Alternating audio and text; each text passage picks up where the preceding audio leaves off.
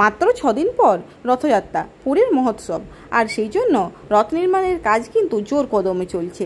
আর আমরা তারই কিছু অংশ তুলে ধরছি আজকের ভিডিওতে, স্কিপ না করে দেখবেন।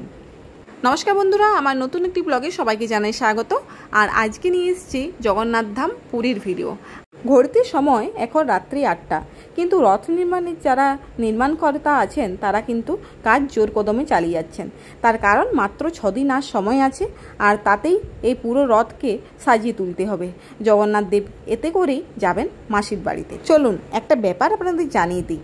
এই যে রথ দেখছেন, এটি কিন্তু 206টি কাঠ দিয়ে নির্মাণ করা হয়, আর আমাদের মানব দেহ কিন্তু 206টি হাড় দিয়ে নির্মিত।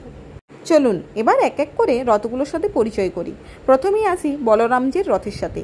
এই রথটির নাম হলো তালধ্বজ। এতে আছে 14টি চাকা।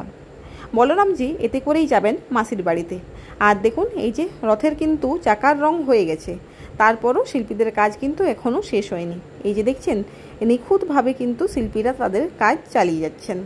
সত্যি বলতে এই রথের যেমন রথ শেষ হয়ে গেলে কাঠগুলোকে পুড়িয়ে দেওয়া হয়, ঠিক সেই রকমই মানবদেহের থেকে যখন পরমেশ্বর নেমে যান, তখন তার শরীরের অংশটিকে কিন্তু পুড়িয়ে ফেলা হয়। রথের সাথে মানবদেহের কিন্তু অনেক মিল পাওয়া যায়। এরপর আপনাদের যে রথটি দেখাবো সেটি হলো সুভদ্রাজির রথ। এই রথটির নাম হলো দর্পদলন, আর এটি আছে 12টি চাকা। সবথেকে ছোট রথটি হলো সুভদ্রাজির রথ।